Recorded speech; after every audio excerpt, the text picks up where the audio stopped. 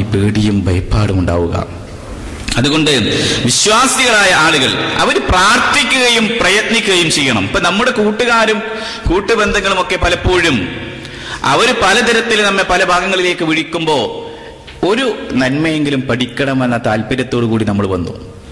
പഠിക്കുന്ന കാര്യം നന്മ വളരെ കുറഞ്ഞതാണെങ്കിലും അത് ജീവിതത്തിൽ പകർത്തുകയും അതനുസരിച്ച് കൊണ്ട് ജീവിക്കുകയും ചെയ്യുന്ന മനുഷ്യന് അവന് വലിയ പ്രതിഫലമാണ് അല്ലാഹുവിങ്കിൽ നിന്ന്.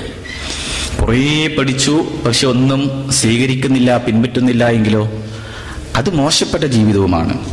പഠിക്കുന്ന കാര്യങ്ങൾ സ്ഥിരമായി നിൽക്കുവാനും അതോടൊപ്പം തന്നെ അത് പഠിക്കാനും റസൂലുള്ളാഹി സ്വല്ലല്ലാഹു അലൈഹി വസല്ലമയോട് പോലും സിയാദത്തിന് വേണ്ടി അധികരിപ്പിച്ച് പ്രാർത്ഥിക്കാൻ പോലും ആവശ്യപ്പെട്ട വിഷയത്തിൽ റബ്ബി സിദ്നി ഇൽമാ, അല്ലാഹുവേ എനിക്ക് അറിവ് നീ അധികരിപ്പിച്ച് തരണമേ എന്ന വിഷയമാണ്.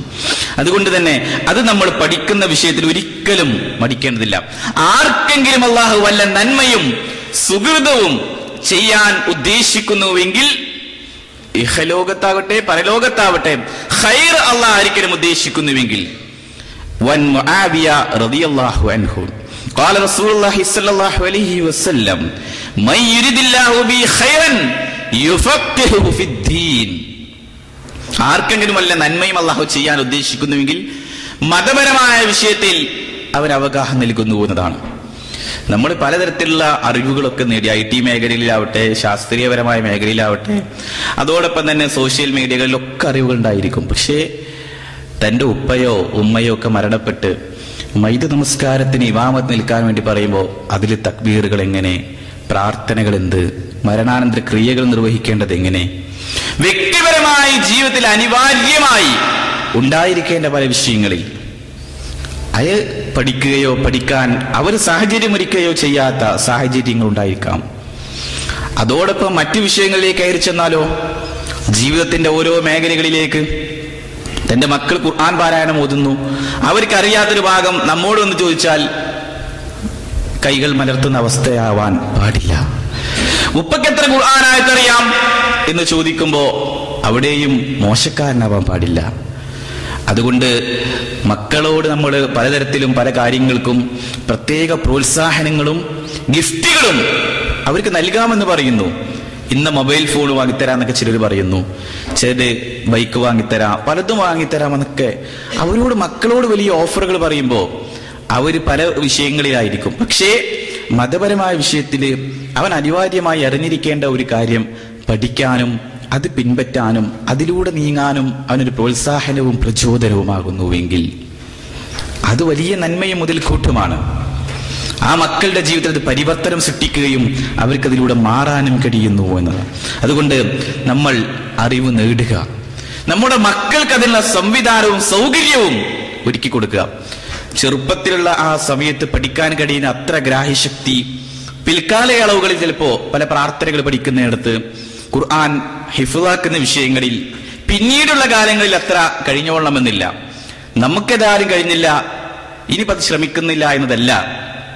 തപ്പിത്തടഞ്ഞ് പ്രയാസപ്പെട്ട് കഷ്ടപ്പെട്ടുകൊണ്ട് ഒരാൾ ഖുർആൻ പാരായണം ചെയ്യുന്നുവെങ്കിൽ 2 പ്രതിഫലമാണ് അയാൾക്ക്.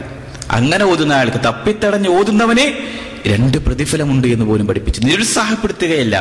ഇസ്ലാമിൽ ഒരു നന്മ ഒരാൾ ചെയ്യാൻ ഉദ്ദേശിക്കുന്നു, ചെയ്തില്ല എന്നാലും പ്രതിഫലം, ചെയ്തോ 2 പ്രതിഫലം. ഇങ്ങനെയൊക്കെ പ്രതിഫല വാഗ്ദാനങ്ങൾ നിരവധി നൽകിയ നമ്മുടെ നാഥൻ. അതുകൊണ്ട് നമ്മൾ നമ്മുടെ ജീവിതത്തിൽ അനിവാര്യമായി അറിഞ്ഞിരിക്കേണ്ട അറിവുകൾ അത് പഠിക്കുക, അത് ഗ്രഹിക്കുക, അതനുസരിച്ച് കൊണ്ട് ജീവിക്കുക. പ്രധാനമായി വിശ്വാസികളായ ആളുകളുടെ ജീവിതത്തിൽ അവർ ശ്രദ്ധിക്കേണ്ട അറിവും അവർ ശ്രദ്ധിക്കേണ്ട കാര്യങ്ങളും ഒക്കെ പല വിഷയങ്ങളിലും പല മേഖലകളിലും ഉണ്ടായിരിക്കാം. എന്നാൽ നമുക്ക് ഏറ്റവും അധികം സ്നേഹവും ഇഷ്ടവും അള്ളാഹുവിന്റെ റസൂലിനോട് തന്നെ ആയിരിക്കണം. നബി സല്ലല്ലാഹു അലൈഹി വസല്ലമയുടെ സുന്നത്തിനോടും പ്രവാചകരോടും തന്നെയായിരിക്കണം.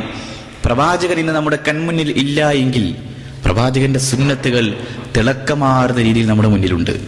നബി സല്ലല്ലാഹു അലൈഹി വസല്ലമയുടെ ജീവിതം അതേപോലെ വരച്ചു കാണിച്ച പോലെ കൃത്യമായി നബി സല്ലല്ലാഹു അലൈഹി വസല്ലമ വിസർജന സ്ഥലത്തേക്ക് എങ്ങനെ പ്രവേശിച്ചു, എങ്ങനെ പുറത്തേക്ക് വന്നു, വസ്ത്രം എങ്ങനെ ധരിച്ചു, ഏത് വസ്ത്രമാണ് ഇഷ്ടപ്പെട്ടത്, എവിടുന്നാണ് എങ്ങനെയാണ് ആരംഭിച്ചത്, തലമുടികൾ എങ്ങനെയാണ് ചീകിയത്, ഭക്ഷണം എങ്ങനെയാണ് കഴിച്ചത്, ഭാര്യമാരോട് എങ്ങനെയാ ഇടപഴകിയത്, കുടുംബജീവിതത്തിൽ എങ്ങനെ, തന്റെ വീട്ടുജീവിതത്തിൽ എങ്ങനെ, എല്ലാതും കൃത്യമായി നമ്മോട് പഠിപ്പിച്ചു.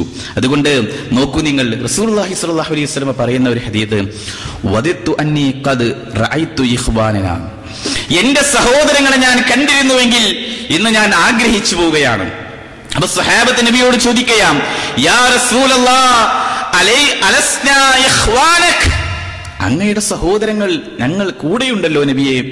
ബൽ അൻതും അസ്ഹാബി വഇഖ്വാനി അല്ലദീ ലം യഅതു ബഅദ. റസൂലുള്ളാഹിന്റെ അരികിൽ വന്ന സ്വഹാബത്ത് പറഞ്ഞു, നബി അങ്ങയുടെ സഹോദരങ്ങൾ കൂടെയുണ്ടല്ലോ. റസൂൽ പറഞ്ഞു, നിങ്ങളല്ല എന്റെ സഹോദരന്മാർ, നിങ്ങൾ എന്റെ അനുചരന്മാരാണ്.